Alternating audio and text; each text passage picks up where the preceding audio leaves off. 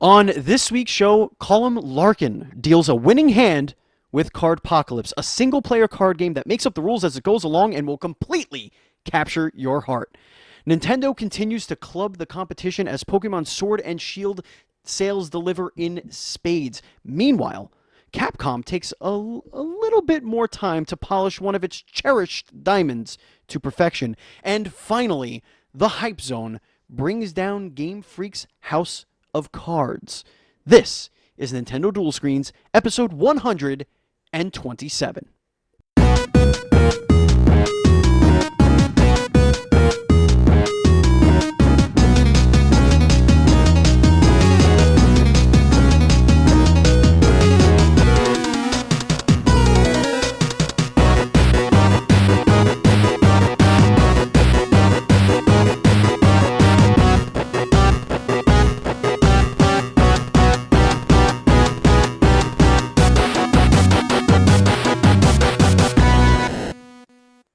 Hello, everybody. Welcome to Nintendo Dual Screens episode 127 for the week of November 18th, 2019, sponsored by Melted Pins. It is my birthday week, and you're welcome for me being here on this earth.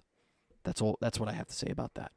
I am one of your hosts, Stephen Fontana, and with me, as always, each and every week, it is Andy Asimakis. How are you, Andy? I gotta track your mom down and slap her in the face.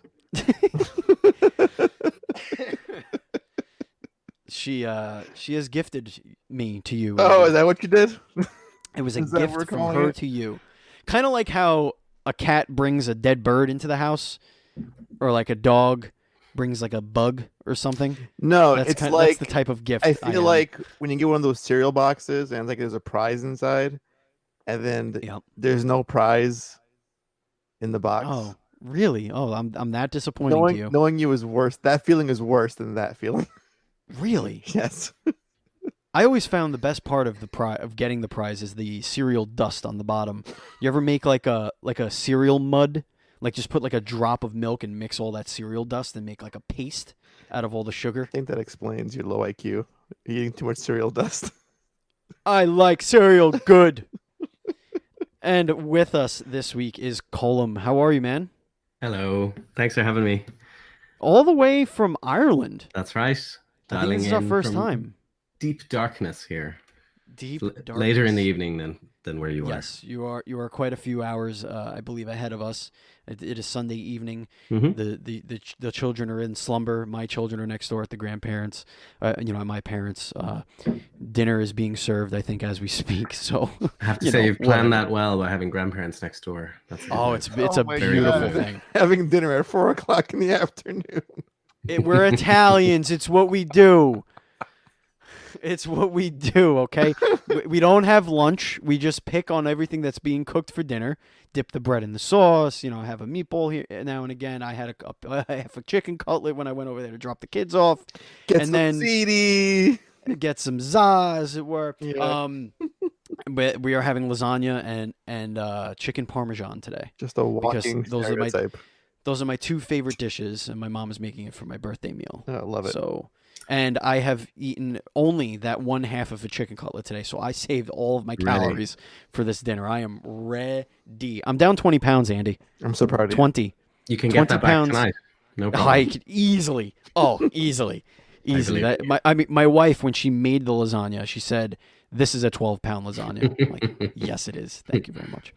For those of you that are new to NDS Podcast, this is an interview show where Andy and I bring on an industry guest to talk about the indies and Nintendo's past, present, and future. Remember, Nintendo Dual Screens posts each and every Monday for your listening pleasure on your podcast service of choice, including YouTube, iHeartRadio, and Spotify. And I believe we are still on those services because our previous host, Tricky from Proving Gamer, has actually helped us out with retaining some of that stuff. We had some issues with Podbean, so we do apologize if any of our episodes disappeared or weren't being able to be downloaded for a couple of days, but everything kind of worked out in the end, so they are still there.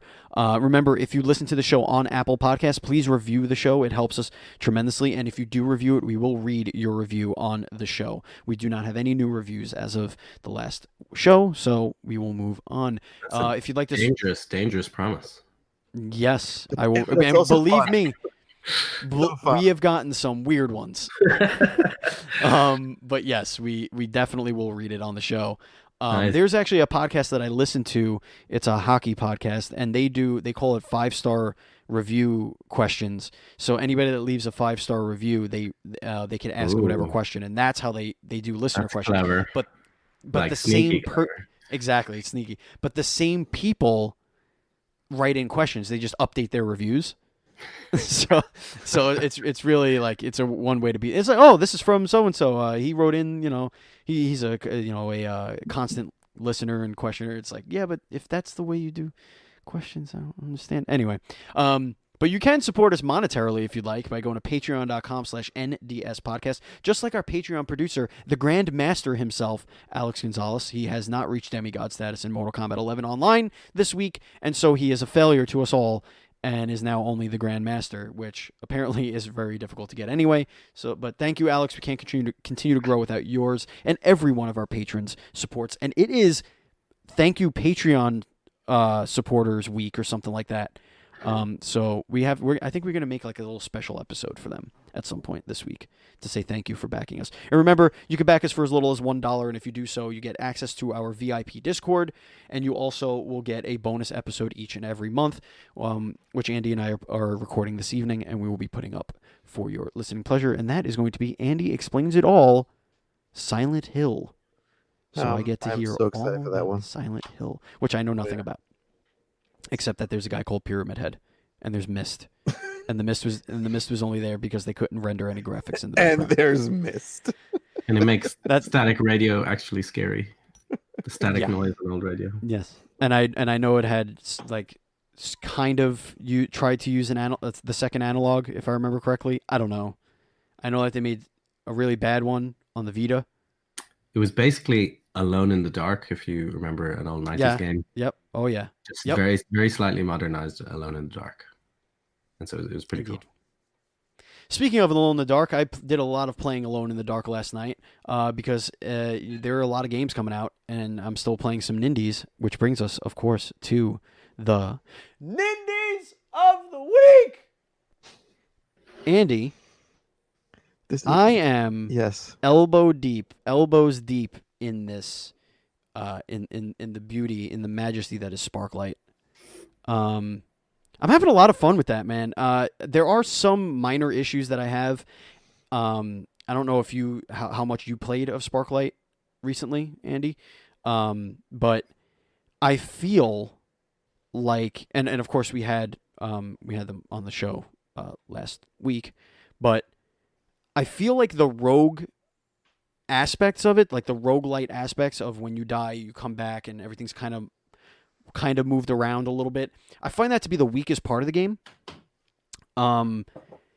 Mostly because the only way for you to go, at least the only way that I have found, for you to go back to the ship to use all the things you found is to die. Mm-hmm. So I just feel like it's like you clear the whole map and you're like, okay, I'm still not powerful enough to fight the boss, so I guess I'll just die. And then you go up, and the really clever thing is how you use your resources. You're upgrading. It's almost got like a Dark Cloud situation where you're kind of like rebuilding the ship, adding different shops and like upgrading the shop so that they give you better items. I really like that aspect. So doing the runs down and like clearing space and then going back up and spending all your currency is a cool loop. I just don't think it really needed the randomization or moving around of the area that you go back down to. It just seems like it's kind of pointless. I feel like it would have been better if it was more focused on very particularly designed puzzles and dungeons and enemies and stuff like that. Almost like if it went harder into the Zelda-like part as opposed to the roguelike part, I think it would have been much better off. I don't know if you have similar thoughts. This sounds like why I didn't care for Chasm too much when it first came out, because it looked like a really great Metroidvania game, but all the randomness of it took away from what those games represent the most. Right. And that's like great design and very particular design. Like, this is here for a reason. And, carefully designed levels. Yeah, and that goes away when you had this random element thrown into the mix, and it didn't click with me a lot. Well, I'll say this about Sparklight: it doesn't randomly create the world. Mm-hmm. It randomly shifts the tiles of the world. So every tile, every like screen that you go to is deliberately built. Okay, yeah. All But the right. location of them is changed, and the story mode, the story explanation of this is that there's these earthquakes that are shaking, that are moving everything around. Sometimes an area will disappear and will only come back in the next run, but it's mostly not like critical spot. It'll be like, oh, this tile that had that treasure chest in that water, surrounded by that water, is not here on this run for some reason. But you die, you come back, and now it's in the upper left corner and stuff. So like the stuff is still there. That part's not really randomized. It's just where they are is randomized. And you kind of move, you have to gain powers to unlock other areas of the map. So that part is very Zelda like in its way. Like, oh, if you want to go to the sand area, you start off in like the vine area, but if you want to go to the sand area, you need this power that is going to let you unlock the door to get into that area. But so you get into that area, and then you have harder enemies and different powers and stuff, and it's got a nice loop. I just think that the randomness of the world kind of I feel like it was just done. I just feel like it would have been much better if they created a very specific world that you slowly unlocked, as opposed to going down and all the enemies are reset. Everything's kind of jumbled around a little bit, and it's just like, damn it, where's that cave? No, it's not down here. Oh, here, it's up here. It sounds a little bit gimmicky, a little bit. So sometimes that can be really well done. So Right. Dead Cells. That was the game I was trying to think of before. Thank you. So in the pre-show, he was trying to think yeah. of So I mean, that has the exact same problems, but the actual fun is getting there somehow and not dying this time and finding particular weapons. So you feel like it's okay to do it over and over. Mm-hmm. Yeah. But I do really like it, and if you're looking for something that is, it's not too challenging. It kind of just lets you have fun, which I definitely appreciate. But if you're looking for something that's a little Zelda-like and a little roguelike, and it's the sprite work is absolutely gorgeous. Music's really good. Combat's fun. All the powers are really fun. I recommend it. Sparklight. Looks nice. Andy, what you been playing, buddy? So I really tried to stop playing Death Stranding for a little bit to sneak in something on the Switch this week or any kind of indie game experience. But I couldn't. You failed. I couldn't. Yeah, it's just, it's balls deep in me. That's what it feels like. Oh, it is. You've been bent over. Yes. I've already cried 4 times while playing this game. Waiting for a cutscene stand. Like, oh god, that's what I'm playing again. There's moments where, so the basic premise is you're a delivery guy making deliveries. That's like the core gameplay loop of Death Stranding. Which we must say is amazing.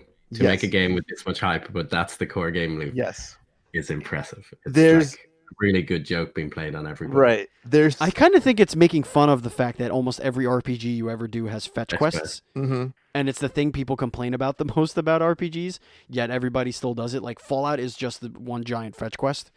And Kojima was like, yeah, no, I'll show you one giant fetch quest. Mm-hmm. So there are moments where you are trekking across a long span of the map. It's like, take these generators and go to this city that's like in the mountains. That's like snowy and it's harsh to walk up there. So you're trekking along. Yes. The whole gameplay is about not tripping over, right? Right. Trying to fall and die, or you'll damage your cargo. And then you have to hit reset, because if you're like me, I don't like damaging my customers' goods. Now, if I was an actual UPS or FedEx guy, I'd be like, fuck these fragile materials. I'm going to bend the box. So you'll get there. You'll spend like an hour or so trying to get from one point to the next. But as you're approaching, there's times where the music sort of kicks in and the camera sort of pans out a little bit. and it swells up, and you know that you're reaching the end of this stretch of your journey. Like you're almost at that base to deliver these goods, and you're covered in snow, your stamina's wearing down, and it's, to not sound too hyperbolic, it is really unlike anything I've ever played in my entire life. Anything at all. It really hits you in a way that no game that I played before has ever done. And if you're a parent, if you have children, this game is really going to get to you. Because there's some plot moments that are kind of really devastating. And then there's a whole baby that's attached to you mechanic as well. But if this were a PS4 podcast, I'd go into more detail, but it's not. But suffice to say, I am thoroughly hooked. I'm like 50 hours in, and I think about the halfway mark of the And game. it is technically an indie game. Right, that it is. So it is an indie of the week. Colm, are you playing anything?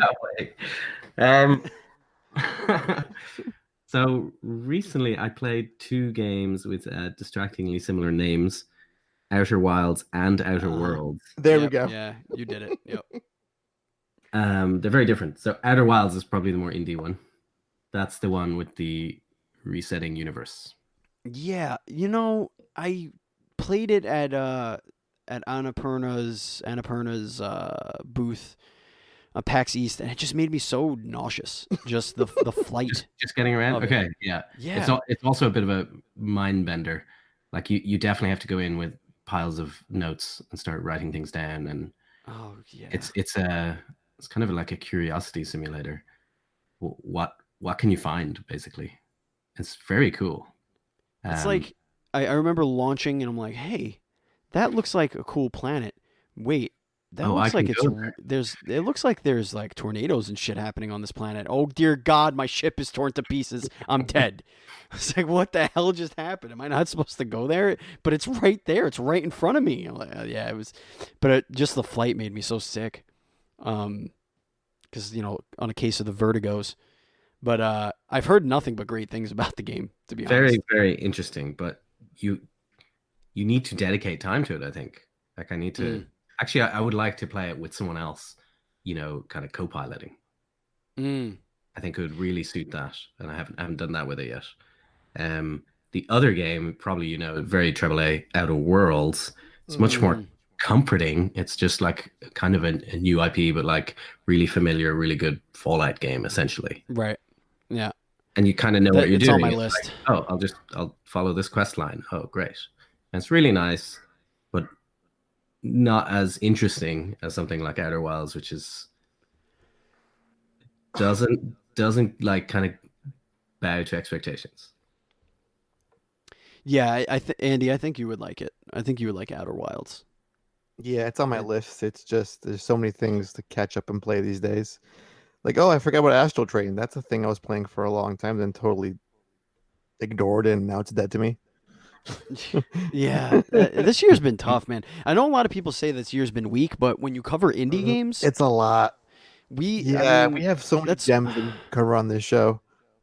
I have just on my home screen, I would say I have, I don't know, 6 or 7 indie games that I still haven't had the chance to really give the time of day to. Like, oh my God, yeah, it's crazy. But you know what? It's a good year for us, so screw them. So that's what we've been playing. Now, what could we be playing this week? Let's dive headfirst right into the new game releases. Now, this, of course, is coming from Nintendo.com's Coming Soon section, so if something's wrong, take it up with them. So we got Blue Kid 2 coming out on the Nintendo Switch. That is $4. We have Munchkin coming out on the Switch as well on the 19th. We have Zumba Burn It Up, $40. Why is it that anything that can make me healthy on the Nintendo Switch costs way more money than it should? Does it come with a like prop? You know the way sometimes they have it comes with a controller, a thing. No, it comes with a middle-aged woman to dance with, I believe. That is good to value. Zumba with. Yes, very good value. No, it comes with nothing. I think it just uses the Joy-Con to see where you are. It's basically it's basically a 1990s VHS video workout. That's what that is. Here's a name. But that knows how long since you last booted it. Bet you that. Yeah. Bet you it does that. Except it does, yeah, Yeah, it's like- and it ridicules you for it. It's been 200 days. Imagine Richard Simmons video game where it comes on and it's been 3 months.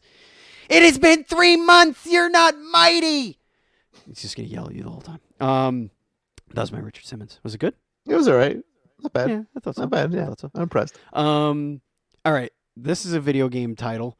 WRC 8 FIA World Rally Championship. Yep. But then the I'm real assuming- racing game comes out. The real one. All right. Sit down, Colm, because it's coming. Garfield Kart Furious Racing. I think it's Furious, but I'm just saying Furious because I hope they It should have been. It should have been Furious. it should have been. Yeah, but it's Yeah. Furious. It is. And he looks very smilish on that. Why are they making this? Why is it why not? $30? Children of Morta is coming on the 20th. That is a fantastic video game. Play that on the PC. It was reviewed on Dual Screens by one of our contributing editors, and I don't remember who, so I do apologize. But Children of Morta is coming. We have Still There is coming on the 20th as well. Bouncy Bob 2 coming on the 20th. The 21st has Green Video Game. Soccer Die Cosmic Cup. Soccer Die, one word. Okay. Black Future 88, Andy, is finally coming. That's the only on one the I care about 21st. this week. Yeah. Narcos Rise of the Cartels is coming as well. Boabab's Mausoleum Episode 3, as you remember. Episode 1 and 2 that we've discussed on the show. Un Pato en Muertoburgo is the subtitle of Boabab's Mausoleum. This is the Cardpocalypse would have been real easy. Like, what are these names? Yeah. God. Unless you have to write it down. And it'll get you. Strike Force War on Terror. The Tourist. Tiny Gladiators. Marvelous Animals. See, that's Castle- a good name. Yeah, Marvelous. See, that's nice. It's a nice pun. Mhm. Yeah. I like it. Castle of No Escape 2. And then I'll do it. And yeah, that is it. But I opened up Strike Force because I want to know what that is. What's up with these price cuts on some of these in the actual titles? It has like Oh my god. it's like Narcos and Tiny Gladiators and Castle of No Escape to have price cuts listed here, which is strange, like $5 off. So how was Marvelous? Is it look No, I opened up Strike Force. okay? Is it like Call of Duty but not Call of Duty? No, it's like Call of Duty, but the Wii version. Oh, even That's what better. this looks like. This looks like copy and paste textures. Oh my god, this looks. But you know what? First person shooter. It'll probably make a couple bucks, right? Yeah. The publisher, and this is so fitting. The publisher is Polygon Art, and it supports cloud save data. So there you go. This looks so discount Call of Duty. Not a great week for the Nintendo Switch, but we do have Children of Morta, which I highly recommend, and we have Black Future 88, which I cannot wait to get my hands on. So yeah, couple of good ones coming out. But you know what's coming out essentially a month from now? Pretty awesome game, and it's called Cardpocalypse. Oh, I heard of And- this one. Yes. So let me put on your sit down, get comfortable, put on your listening pants, because there was a time, a very brief moment, where Andy and I had like 25 minutes where we didn't have an appointment, and one of us went one way, one of us went the other way, and my way turned to, and I think it was right after or right before I did the Annapurna booth. I think. And At I PAX saw East? this. Yes, at PAX Yeah, we East. were nearby. Yep. And I saw this beautifully hand drawn banner with this kid in a wheelchair, and I saw these really funky monsters, And then I saw a kid playing it, and it was like a card game, and I was like, you know what, I'll play this for a minute. So I sat down, I played it, I loved it, and I turn around and I say, who the hell made this? Essentially, I was like, I need the guy who made it, or girl, or woman, or whatever. And I remember somebody went, okay, hold on, and went and they grabbed this guy named who I thought was Colm because I'm an idiot, but Colm. You came over and we had a conversation about it, and I fell in love with your reasoning for making this game. So very very quickly, tell people who don't know what is Cardpocalypse. So Cardpocalypse is a game about, in a few ways. One way, just being a kid in school in the 90s. You're Jess, a 10-year-old girl, just trying to make friends and get by in a new school. But then the other side of it is, in that school, everyone is obsessed with this collectible card game uh, called Mega Mutant Power Pets. So very 90s-tastic, silly art, over the top, cartoony voices, etc. And that is realized in Cardpocalypse. So it's kind of the thing you do over and over is collect cards and play this collectible card game. And then the kind of third angle is the supernatural side of things, where at first you're just kind of trying to survive in school. Very quickly, you're trying to stop monsters from another dimension, from the Power Pets world, from destroying your own world. Of course, through beating them at the card game. So Right. So you can see then immediately our silly side as well. Yeah. So it is essentially a story driven kind of point A point B sort of RPG. It's got some side things you could do as well to find and collect better cards.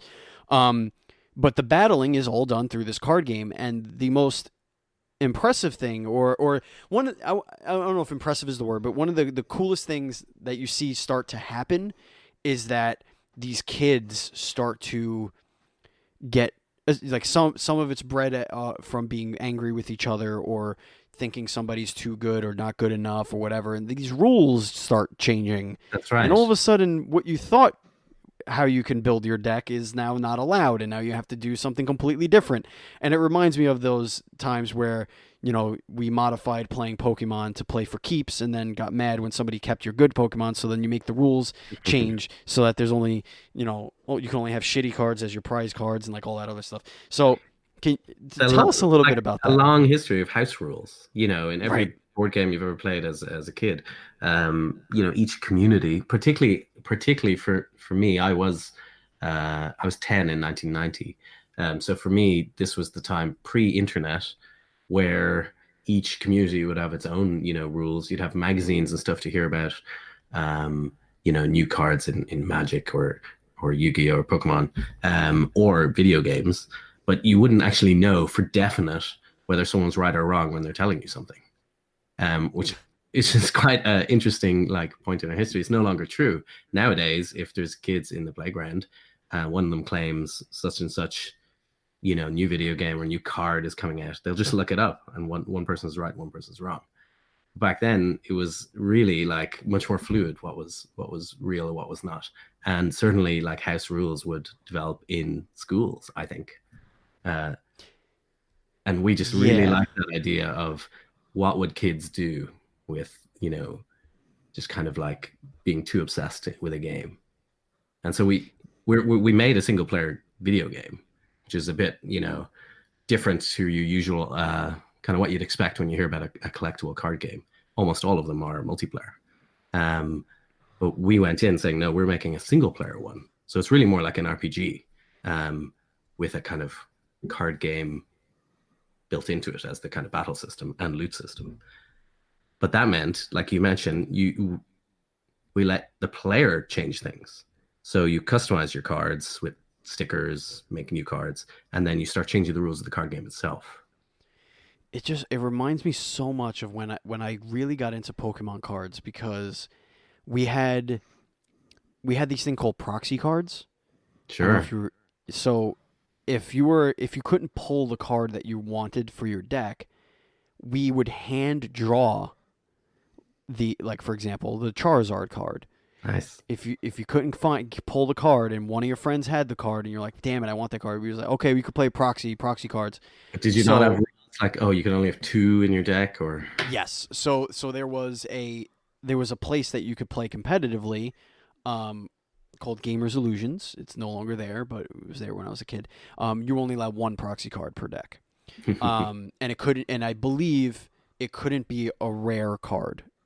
So like, you would have to. It would be like if you wanted a additional trainer Yeah. card that you didn't have or something like that. But then there were kids that would bring in the bootleg cards from the 99-cent store, which I bought for my son because I just want him to like start recognizing Pokemon. So like I got him all these $1 packs. They're awful. Oh my god, are these cards awful? They don't look any. They are so poorly made. But he just likes to look at them. He bends them. He throws them around. He's 4. He doesn't really care. And then we had the Japanese cards too that we didn't know what the cards said And because typically someone claimed did they something. just made the shit up. Yeah, they just made the shit up. Then there were the kids that were too young to understand how to play the game, and what they would do is they would sit down on the floor, shuffle their cards together haphazardly, scratching up all of their hologram cards, and they would essentially play war, where whatever card had the highest number on the top for their hit points won Nice. the hand. Yeah. So these kids, we were idiots. We just did whatever the hell we could to make sense of a game that we didn't understand the rules of. The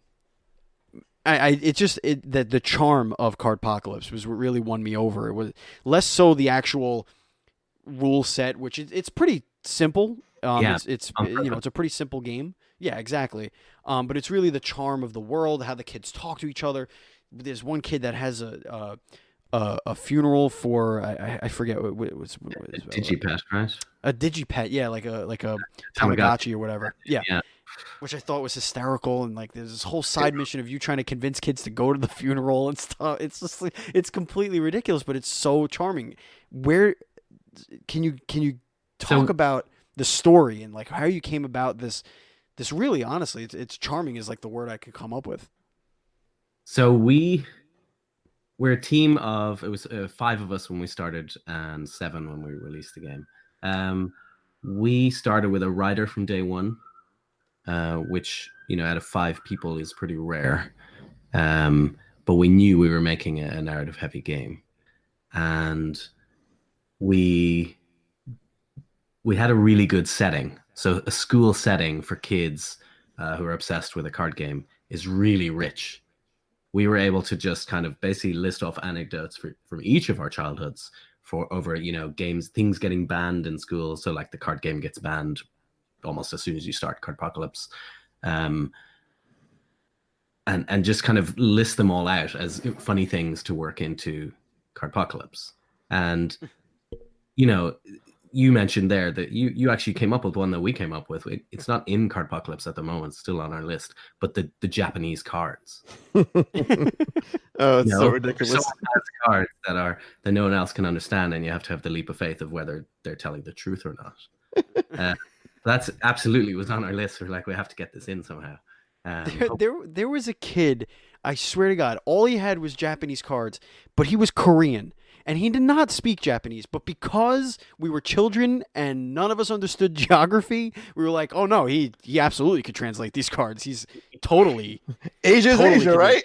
Yeah, it's one big language, right? It's all hieroglyphics or whatever the hell it is. Like, we were so stupid, yet this kid probably just made shit up as he went He was along. like, He's oh, no, yeah. this is super fireball, unblockable. We can't do This anything about card it. Sorry, guy. Kills all your cards. I win. Give me your lunch money. So you drew. I remember you were telling me in our one-on-one interview that you drew from different people's stories, right? From the dev team, like actual Exactly. stories that they did. So we just kind of made a big pile of all our anecdotes that kind of fit with this time of like kind of age of being in school, around 10 years old, which is an interesting time because you're still totally fine with being like really into something, like Yu-Gi-Oh cards, pick anything, but you're not yet old enough to kind of see that might not be cool. So as soon as you go to secondary school, like you start 12, 13, you're kind of seeing older kids around you who are 17, 18, who would immediately tell you how uncool you are. But when you're 10, you and everyone it's, the same way at Halloween, you'll dress up. Right. Still at that magical age where you're you're willing to be silly or willing to go all in on things, and you and all your friends will buy into that. So See it's a now, really nice kind of age for us to set the main characters at. I can see where gamers like ourselves, like Steve and I, of a certain age, like we were raised in that kind of that same sort of backdrop of kids in the schoolyard playing card games and just kind of bullshitting half the time. Do you think this will be lost on the younger demographic who doesn't really get what that's like? I got news for you, Andy. They still fucking do it. Do they? My Fuck. nephews, when I was watching them, like my nephew Charlie had a pile of Pokemon cards, not one energy card to be seen. Why do you have these cards? What are you doing with them? Nothing. But your friend came over and he brought his pile of cards from his cargo pants. What are you doing? And they're sitting there and there's two piles of cards and they're just battling with these cards that make no sense and there's no rules. And I'm like, guys, don't you know how to play this game? Yeah, no, you know, Play it our like, way. why is there a Yu-Gi-Oh card in here? What is happening? That's the wild card. That means you draw 4 from your opponent's deck and you put them in half and set them on fire. But yeah, I mean, I had the same. I had the same questions, but like when you see kids that are still that age, Mhm. yeah, they still do this shit. And they also make up rules in video games too. I remember they were playing Mario Kart and they're like, you can't use the red shell This is on too first good. place. Oh, shut up. That reminds me of fighting games with the arcade. You can't throw. Fuck you, I'm gonna throw you. I'm throwing you. You're But being when- cheap. You small So, Chinese boy. When you play with the same people over and over, so your small group of friends at that age group, you adopt these rules or you like get kicked out of the friends group. And you don't Yes. and you don't question it either. It's like, oh, these are the rules, I guess. Okay, fine. This is how it is. I want to have friends, so I'll adapt. Nobody could use Odd Job, right? Oh God. Nobody was allowed to use Odd Job. Why? Because he was short. Because everyone and knew It why. was cheating. It was cheating. Harder to shoot, was it? That was 007. That was GoldenEye. I don't know, Colm. I know it's been a while since you had a system, apparently. But that was But- four players on screen. Four What- players on screen. Oh, you're screen looking. Yeah. Oh my god. So to touch on that a little bit, this sounds like a great single player game, but could this ever work as a multiplayer game?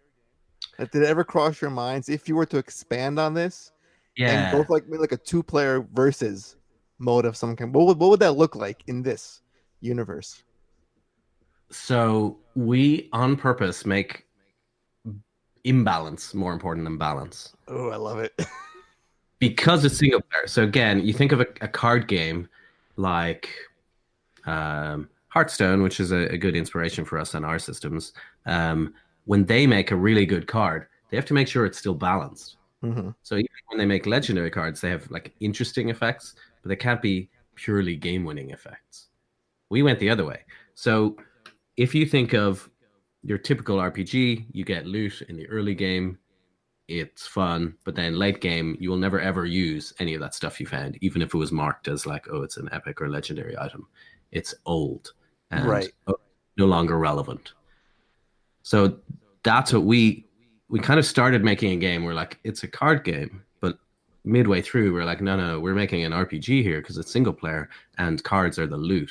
And so the cards you get in a playthrough go through that same thing of kind of like early, mid, and late game are the kind of tiers of power. Mhm. So the cards we give you late game are much more powerful than the cards we give you early game.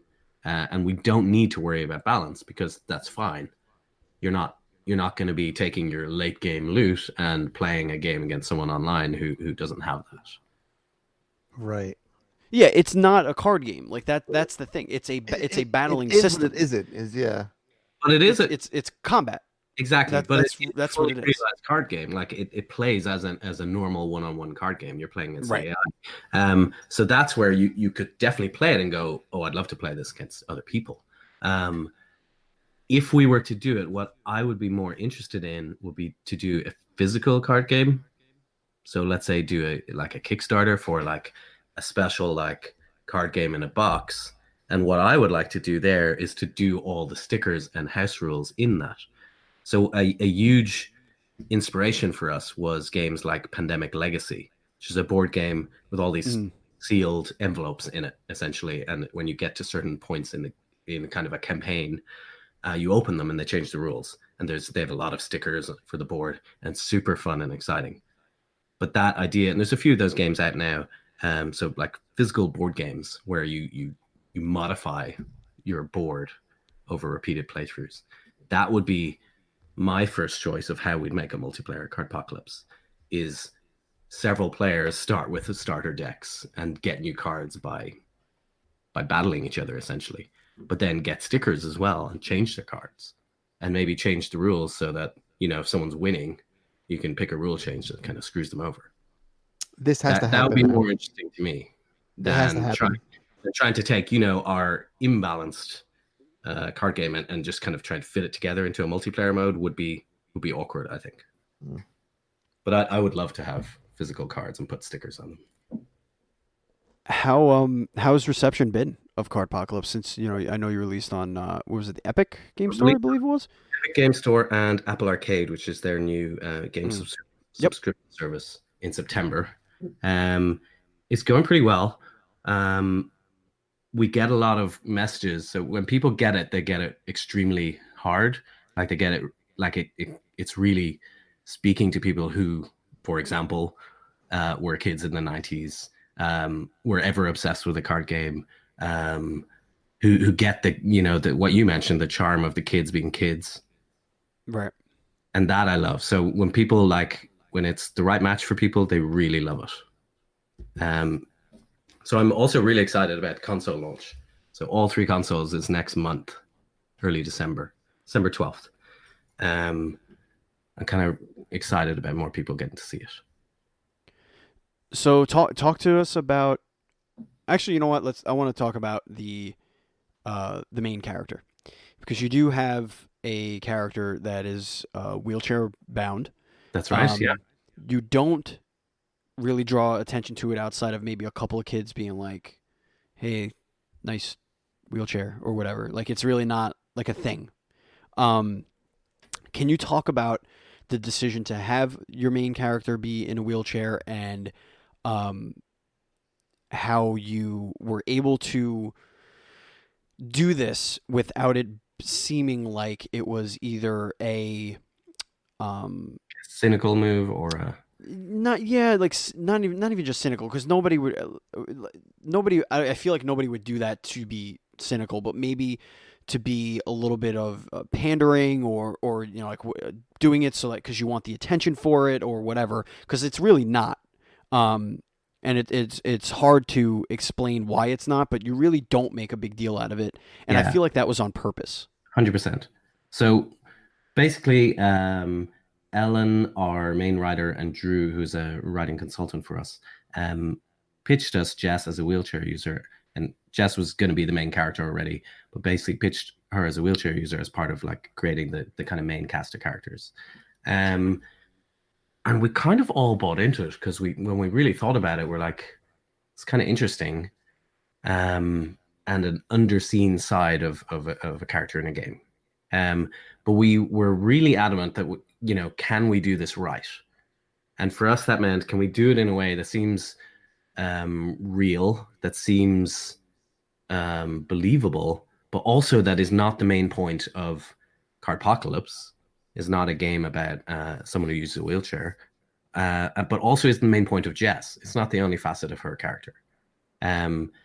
So we tried really hard to make it just like a facet of her background, really. And I think we really did that well. So when you play the game, at no point are you like beating disability or overcoming it. It's just a part of her character. And this actually feeds back really well to our age group that we've set all the characters. So around 10. Mm-hmm. Because you see that really quickly. The kids, she's a new kid in school, kids accept it straight away, and then it kind of doesn't come up that much anymore, which is exactly how kids of that age act. Right. That was going to be my other point. There was that it's really it's really a beautiful thing to see because that is the age where that kind of thing still doesn't matter or is Yeah. still not, you know, made fun of or anything like that. But I remember that transition from 5th to 6th grade here in the States, which is from, I was 10 still when I started 6th grade, but I turned 11 in November. It's the start of Um, middle school for you, right? right, exactly. So that was middle school for me, and I just remember like all of a sudden like the kid with the birthmark that became like a joke, whereas before then it just was like whatever, he's a kid, like let's play basketball or whatever, or like dodgeball. Um, yeah, it just it kind of brought me back to the point of like innocence, like kindness, innocence, and like kids say the darndest thing kind of thing, where it's just like none of that shit bothers me. Like what kids worry about is, are you nice? Do I Can we get along? Can we play together? Cool. You're my best friend. Yeah. Like my son goes to school now. He's in pre-K. He's only 4. But my wife says like it's wild that she'll drop him off and 2 kids will say, "Jack, it's my best friend Jack." And we're like, this kid has a world outside of his family right now where he's making these connections with these people so innocently and so whatever, and like some of these kids might be at his wedding one day. It's like so weird to think about. But And then you also look at how you make friends when you're a kid. You're like, oh, I just met another kid. That's how you make friends. When you're yeah, like older, what matters. Yeah, you know, exactly. what do we have in common? Like, how often will we see each other? Do I have space for new people in my calendar? Like, Who did he it's vote for? yeah, okay, yeah. When you're like 6 and you first meet someone, you're like, hey, we're friends. That's it. You've just met them. That's enough. Best friends, even at that age, I feel that term comes up more frequently than this is my friend. No, this is my best friend. This is my My best best friend. You friend. know what? It kind of So the we were thinking in Cardpocalypse, you end up being very lightly best friends with someone through kind of your decisions where you spend. Yes. But we were playing around with how big of a mechanic that should be. Should there be more to it? But it was really important that happened because it'd be weird to be a kid and not to have to claim someone as your best friend essentially. It was hey, MySpace changed the game, man, with the top 8, top 10, top 12, and then they opened it up to like top 60 or whatever the hell it was. But like getting on that top 8 when it first rolled out, that was the best friends right there. That was it. it's like who's on your speed dial. That's who you rank the people in your life. Who's on your homepage? You know, it's funny when I think about it. It's a sense of it's a little comforting because there was always that one kid in a wheelchair growing up in school. That's how it was for me. There's that one kid, it's like in a wheelchair, and they're always the most fun to hang out with. And I feel like you had this character who is disabled, but is also fighting against this alien force. So it's like empowering at the same time. It's like, yeah, I mean, legs, no legs, whatever, it doesn't matter. She's still a hero. She's Because still awesome. because like gaming itself, it's a great equalizer. Because when you play a video game, all the baggage of your life doesn't apply to what you're doing in the realm of video gaming, and that comes through And this so beautifully. that exact thing I think also happened with the rise of like World of Warcraft and games like Mhm. that, where suddenly you didn't have to be the same person either. So Right. gaming was really welcoming to people who were confused about their identity as well. Like, am I an orc? I think I'm an orc. Yeah, I might be an orc. be an orc. Be a sexy Well, orc. once again, tell people where they could find Cardpocalypse, and where it will be coming out and when. So right now it's available for PC on the Epic Game Store. And if you have an Apple device of any sort, Apple Arcade is extremely good value and it's available there as well. So iPhone, iPad, Apple TV, and Mac.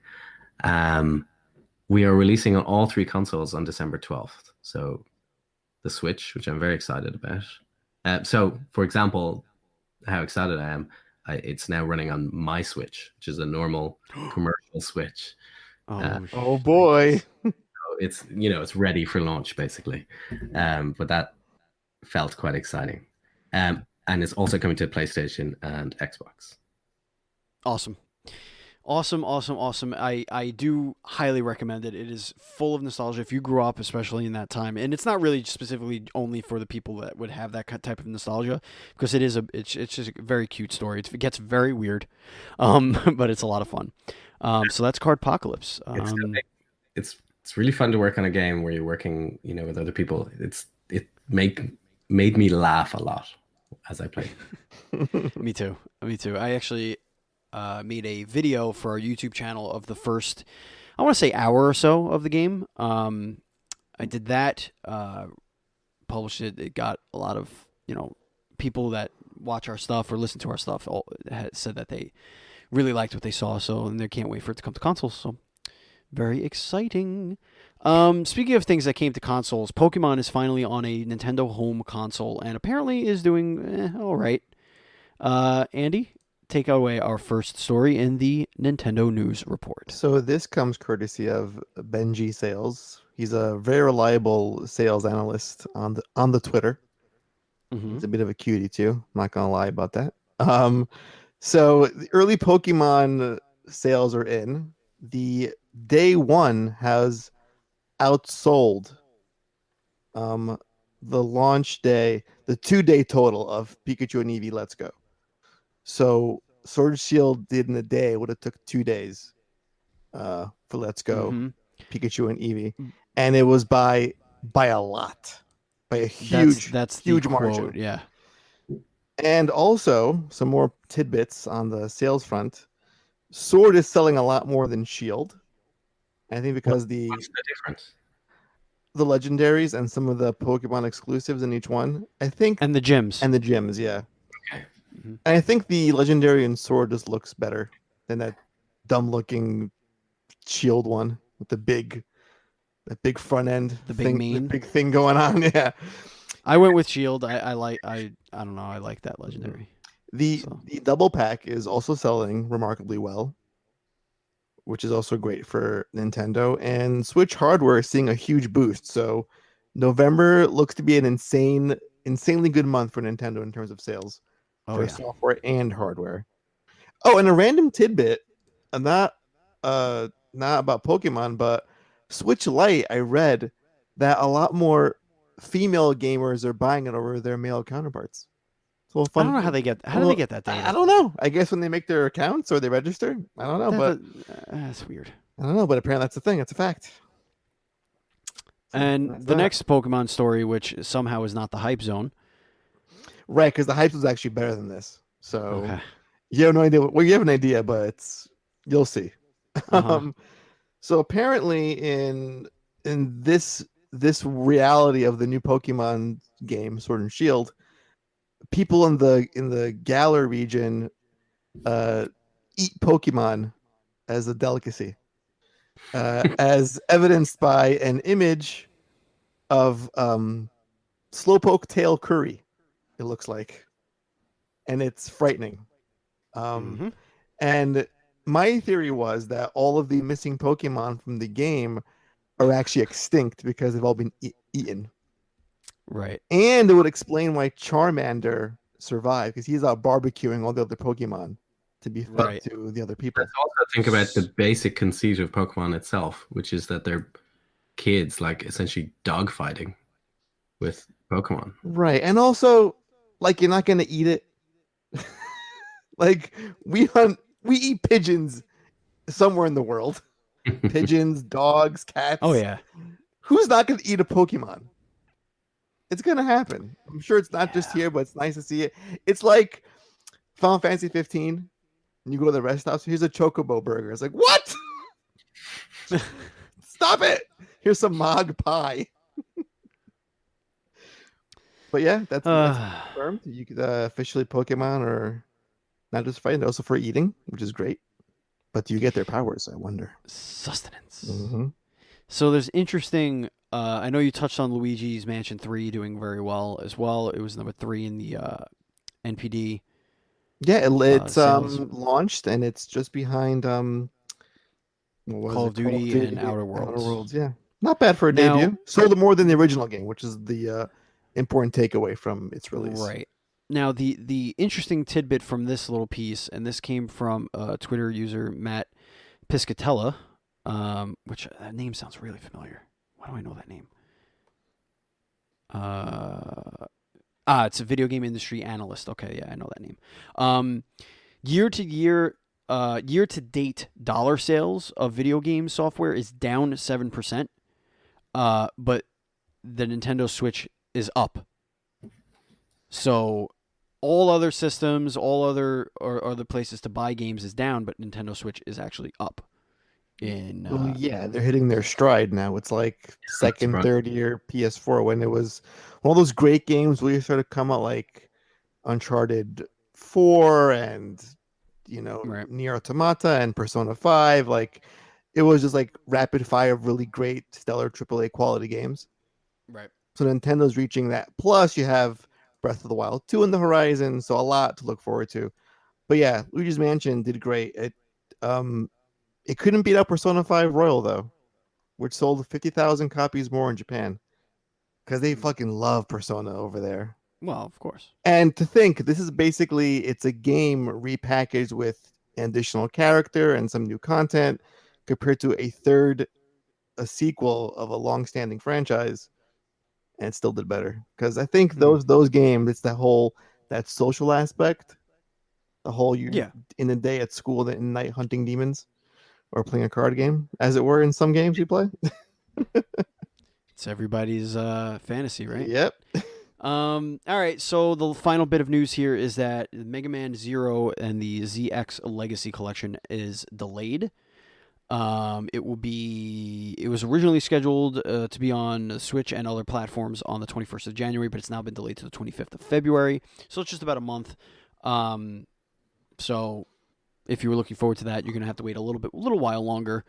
But I guess that's fine. Probably some functionality is not working correctly. So listen, it's not like Metroid Prime 4. It's like, oh yeah, all this work we did, we're just gonna throw it away and start from scratch all over again. Mm-hmm. So you'll get the game maybe between now and your death. All right, so the hype zone. Okay, Andy. the hype zone. Oof. Wow. Okay, so Colm, just fucking brace yourself for this one. So this is I just saw the headline. So I want you to pull up the link. Uh-huh. Okay. And I would like for you to, because you have your acting background. Sure. And I want you to deliver to myself, Colm, and our audience.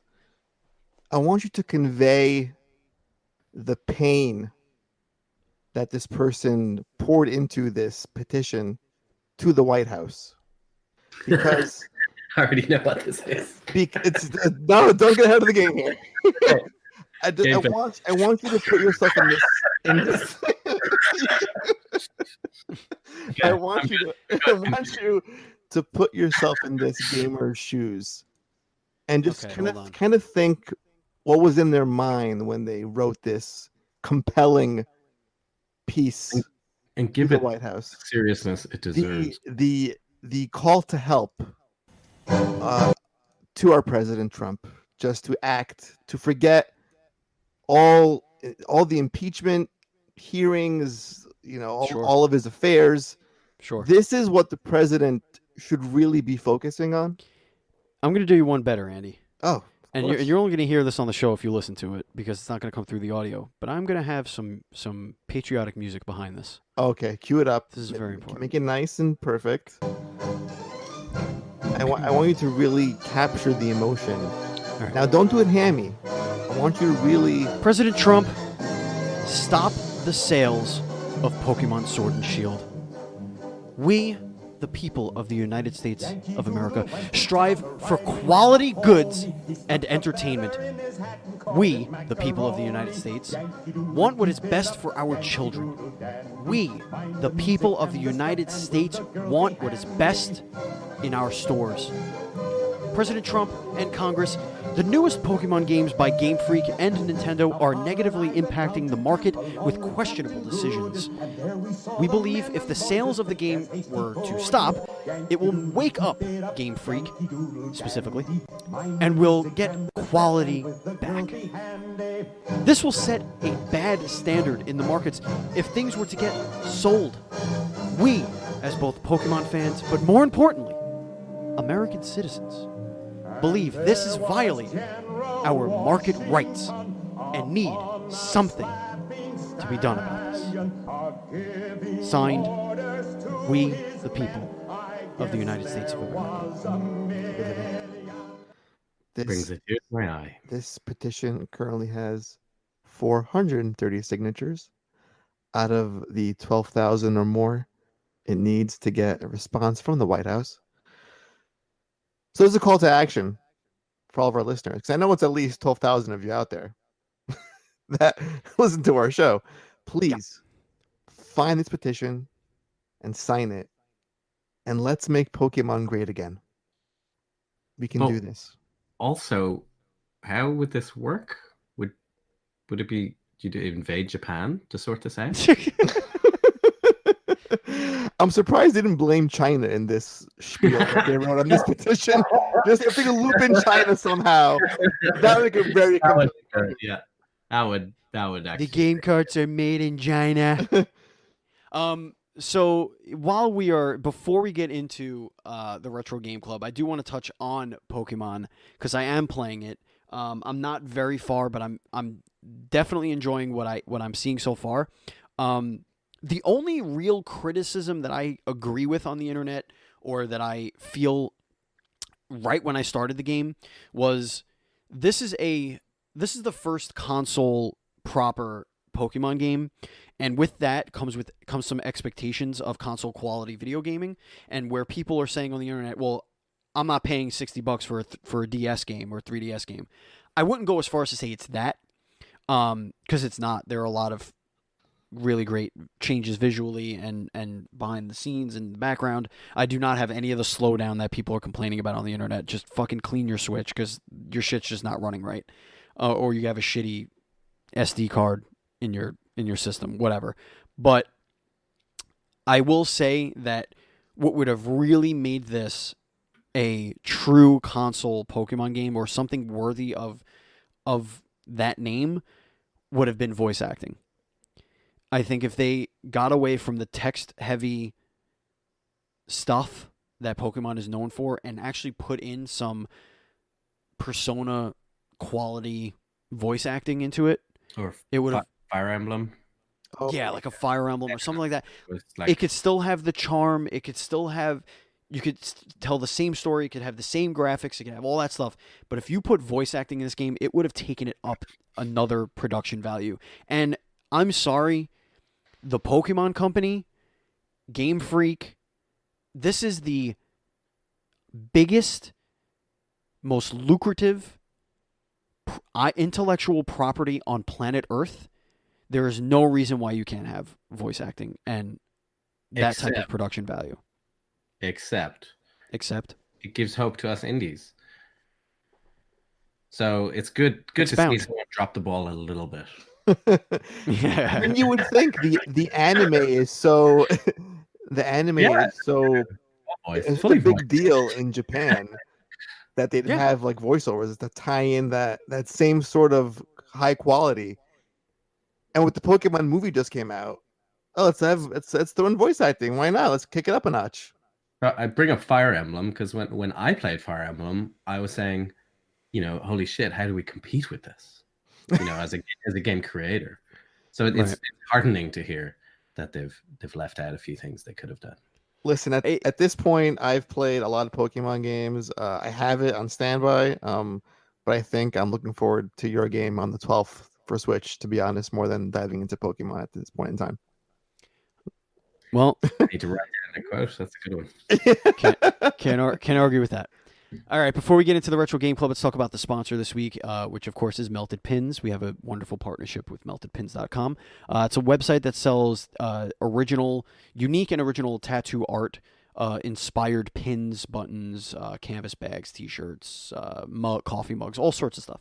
Artist Kelsey Lynn has done art for our show, our website, other podcasts and websites all over the world. She's really talented, does everything hand drawn, very unique art styles. I really love her work. I have a couple of her items here on my desk. But if you go to meltedpins.com, and if you like what you see and you want to purchase something, use the checkout code NDSmelted. You will get 10% off of your purchase. That's NDSmelted for 10% off of your purchase. Again, that's meltedpins.com. Checkout code NDSmelted to get 10% off your purchase. The holidays are coming up. You can get some really cool stuff. And you can support a local artist. She runs this website by herself, draws everything by herself, orders everything by herself. It's just a one-woman operation. So you'd definitely be helping the smaller creators out there. So please go to meltedpins.com, promo code NDSmelted. And again, you can follow Melted Pins on social media at meltedpins. Andy, you gave some fuckery last week on the Retro Game Club. Well, I gave you a totally perfect game. It was a perfect game. Perfect. Perfect. As Trump says, it was a perfect game. Perfect. Right. It was Mace, The Dark Age. Yes. That was the game you picked as the Retro Game Club game. Mm-hmm. And that's a real game that came out? That's a real game. That was on the Nintendo 64. It was a fighting game. It was also in the arcades. Yeah. So, thanks, Andy. So, Colm, as much as I... Well, this can be a really short segment then. That's good. Yeah, as much as I like you, I really don't like Andy. So, I didn't make this one easy. Okay, fair enough. Luckily, as I revealed earlier, my first Nintendo hardware was a Wii, which means unfortunately when you go retro, it's going to be older than that. Good. Well, in any case, just to ease your anxiety a little bit, I am winning by 20 points. I have a nice cushy lead, so if we totally bomb Colm, I'm still doing great. Well, we might get lucky. We might. We might. It might be a game I've played at a friend's house. Right. I'll take 4 points. I'll be happy. So this is how the game works. I am going to give you guys a clue, one by one. We're going to give you clues for a total of 10 clues. The quicker you get the game, the more points that Andy is awarded. So if you get it in the first clue, it's 10 points, second clue, 9 points, and so on and so forth.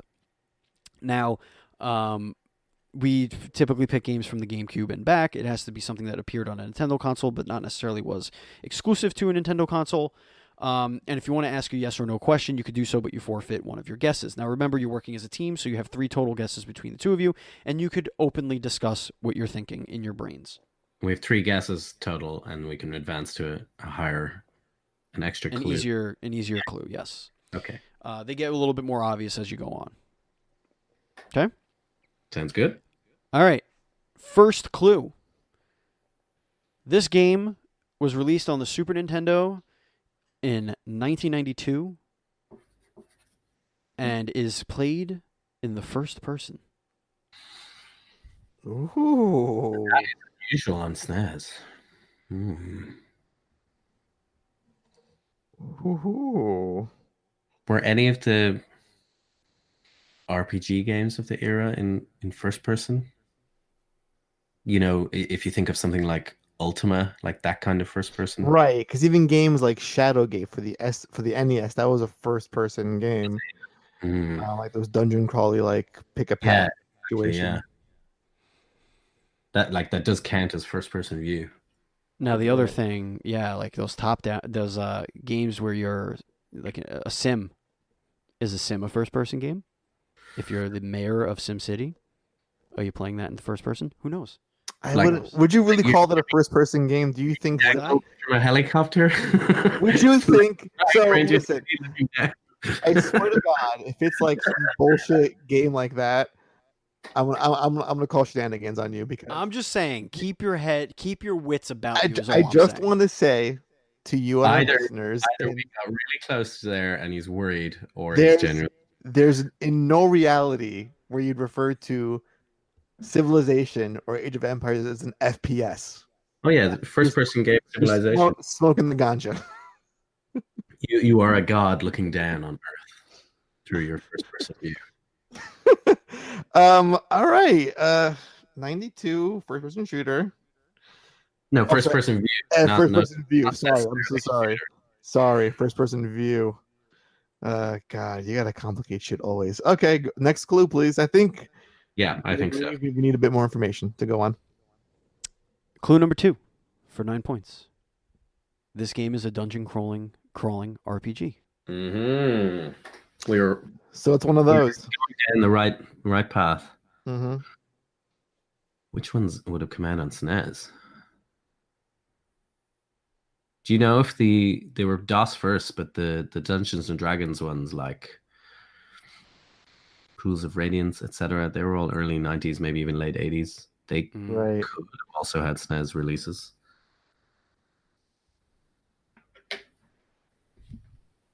Hmm. Okay. So we have a little bit of background. Rules out SimCity at least. See, yeah, it was like, because I'm thinking, because when I was a kid, I played games like Dungeon Magic and again Shadowgate, which again had that first person view, and you would just, yeah, okay. Next clue, please.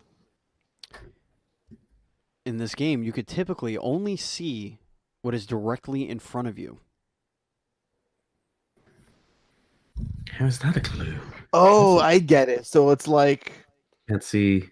it's like you So you take turn 90 degrees. I bet you it's one of right. those. Yeah. It's like you can't see too far down a hallway, I guess. You just take steps and things just move into your field of vision. Like if it's not on, it's like picture squares. So there's like an enemy on one square, you can't see them from too far away. This when you're actually on the square that they inhabit. That's when you'll see them. Is that what you're referring to, Steven? Maybe. I mean, Can typically only see directly in front of you. I Well, wanna say, is it like a Dragon Quest kind of a scenario? But Dragon Quest didn't have, the battles were first person view with the enemy in front of your face, but the were they not actual, party based? what was that? Were they not like you had a party or you were by yourself? Right, there was a party, yeah. The party didn't step forwards in Yeah. normal JRPG way. No, it was like a first person. You would see the enemy in your face and you would just issue commands and you would see little effects. Um are you ready for your next clue? yeah, I have some thoughts, but I'm gonna hold off a little bit. I want some more information. For 7 points. Many players accidentally stumble across a boss and get their asses kicked when they're not supposed to. Accidental block. Accidental boss encounters. Interesting. And the next clue will tell you why that's so important.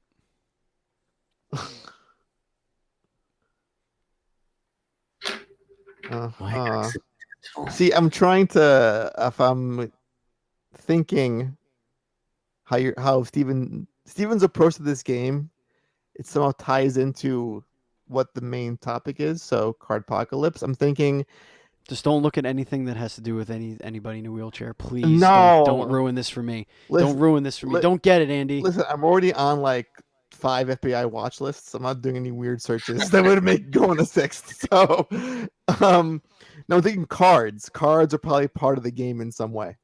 Okay, that's interesting. Right. Dumbass.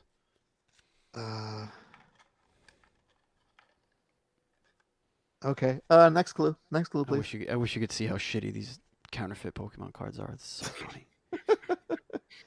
They're not even the right color. If any of your party members dies, you will get a game over and have to start all over again. Game over with a party. Any one of them. Any one of your party members. Save for a couple of special characters, but your normal party members, if they die, game over. Huh.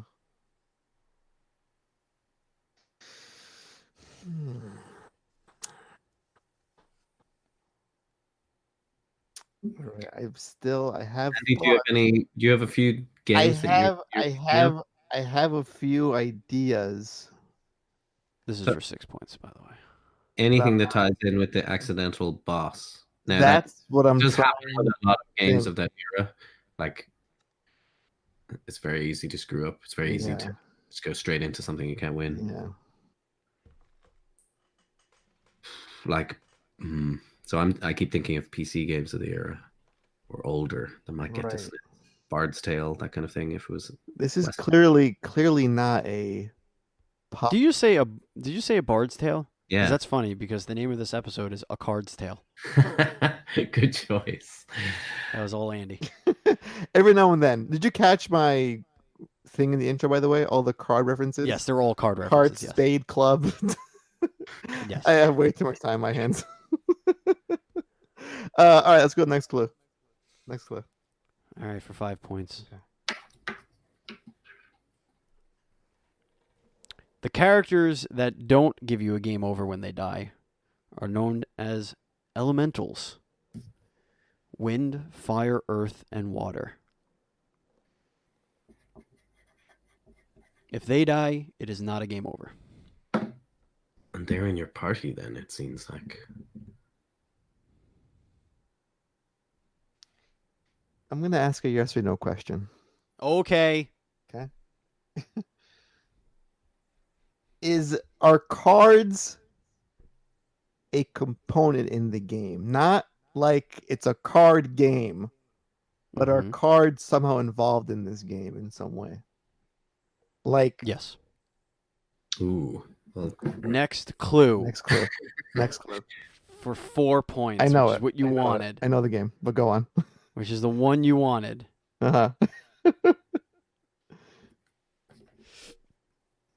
Yeah. Characters. Right. One of the characters' names is Tifa. Another one is Ariel. Uh-huh. And another Uh-huh. is Darwin. Wow, look at these great names. Is there a cloud? so it's gotta be Final Fantasy. That wasn't a yes or no Maybe. question. I have the answer. Which one? For 4 points. For 4 points. Is the game Arcana? Is that your final answer? That's my final answer. It is Arcana. Very good. Okay, I have to go Arcana, up. released in Japan as Cardmaster Rimsalia no Fuin, is a role-playing game by HAL Laboratory. All the characters are represented as cards, but it plays like a dungeon crawling game. And if a character dies, the card gets torn in half. Ooh. It's not necessarily a card-based game, but everything's represented as cards, which is pretty cool. Kind of like how Cardpocalypse is not necessarily a card game, but it heavily features a card game. Yeah, I mean, I remember coming across this game. I think my cousins own this one. But it's one of those games that, like, if you don't know the dungeon, it sucks. Like, if you don't memorize the patterns of the dungeon, Into bosses. Yeah. You can just wow. yeah, and then it's game over. You start over again. That's horrible. It's funny because I remember you were like a card master or some shit, and you would think, "Oh, card master, I can use cards," but there's no card battling per se at all. No. Yeah, but But it was I mean, actually a pretty decent game. And when you come up against a monster, they look like just a card. Yep. In the world. Yep. I mean, it makes it a lot easier to animate, I guess. Oh yeah, I knew what you were doing. Well, that, ladies and gentlemen, and give yourself your 4 points, get you up to 70 now, and please don't pick anything stupid. Well done, Andy. Next week. I would never get the game. I did not know it. The year is almost over, Andy. Yeah, you have a few weeks left to actually try to squeak out a victory, but I don't see it happening. I need a few 10 out of 10s. That's all I need. I'm gonna give you like Zelda 1 next week, so you'll be fine. Yay! You get a sword in the beginning. That is gonna do it for us. I am starving, so I am gonna blow through this final thingy-mabobble. Do it. Ladies and gentlemen, if you want to follow us on the social media, you can do so. We are at NDS Podcast. I am at Batchild27. Andy is at Pantsky. And Colm, where can everybody find you? Oh, I'm at Gambrinus on Twitter. Gambrinus. Yeah.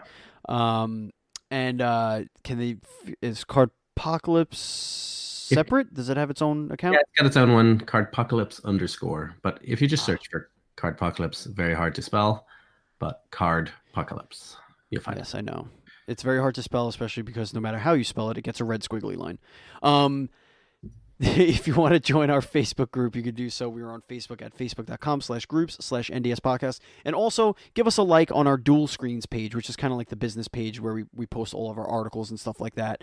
Pretty much everything we post goes on there as well. So you could just do facebook.com/duelscreens.com, spelled DOTCOM. You could give us a like there. Follow us on Twitch, twitch.tv/duelscreensstreams. That's twitch.tv/duelscreensstreams. What else? Contributors: Zazu Pitts, Sourno Productions for our theme song, 16-Bit Attack. Matt Murray, contributing editor here at Duel Screens. Thank you for all of our Twitch overlays and art that you do for us. Actually, our new Nintendo Dual Screens little logo thingy that we're using since we switched podcast hosts, that was put together by Matt Murray using Andrew Douglas's podcast art. And you can follow Andrew at Angimoto, ANGIMOTO. And thank you, Dan Colonna of Dinosaur Machines, Hit Button Gaming, and twitch.tv/DanoMac for our Nintendo Dual Screens logo, the little dual screen little logo that you made for us when we first started. Thank you very much. You could send us an email if you want to, feedback@ndspodcast.com. And again, we have some items up for sale on Teespring, teespring.com/ndspodcast if you want to get some sweet, sweet swag for yourself for the holiday, because I don't know why anybody would want to buy this for somebody else that doesn't listen to the show. So, since you're listening, buy it for yourself as a treat. I made them very inexpensive. Like a shirt, they're like, hey, charge $25 for this, and you could make $11 a shirt. And I'm like, yeah, no, I don't need that much. $15 is good. Thanks. And so we're making very little so that you can save money because we like you and we want you to buy our shit. I want to like buy 10 and go to the local Goodwill and give them up and Just put them on. And see like a random like hobo with a with a dual screen shirt. We can order. We, as the creators of the shirts, we can order them at a steep discount. So love it. You let me know if you want to hit up Goodwill. We're gonna address all the homeless in New York City. Hell yeah. That's a. I can make a beanie. I think I could get a beanie made. What was that? That's from It's Always Sunny in Philadelphia. He called it hobo-vertising.